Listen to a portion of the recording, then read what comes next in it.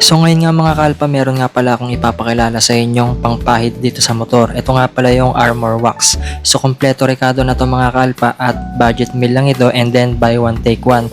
So ito nga una na nga nating pupunasan or papahiran yung gulong natin. So pwede rin pala itong tire block. So ito mga kalpa, meron siyang sponge dito na panggulong. Tapos yung isang basahan, yan po yung para sa kahan natin or pairings natin. And as you can see mga kalpa, kapag pinahid mo siya dito sa tire natin, sa mga gulong natin, talagang makikita mo kagad yung resulta.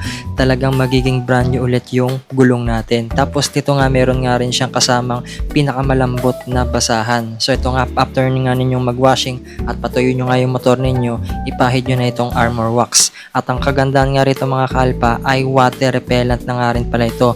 Kapag binuhusan mo nga ng tubig yung mga napahiran dito mga kalpa ay talagang dudulas lang siya na parang dahon ng gabi. Pati nga rin pala yung mga inner pairings natin katulad ng kulay itim, talagang nag-show yung pinakakulay black niya. Talagang nag-glossy yung mat dito mga kalpa. Pati yung airbox, pati yung panggilid, halos lahat ng mga kahan natin ay talagang pinunasan natin. Talagang hindi natin tinipid sa pagpahid ng Armor Wax. So murang-mura lang ito at buy one take one lang. Saan ka pa meron ka ng pangpahid. At baka magtanong ka kung nakakasira nga ito sa pintura ng motor. So wag ka mag-alala, talagang maproprotektahan nito yung kahan ng motor natin pati yung kulay niya. So ano pang inintay mo, orderin mo na yan.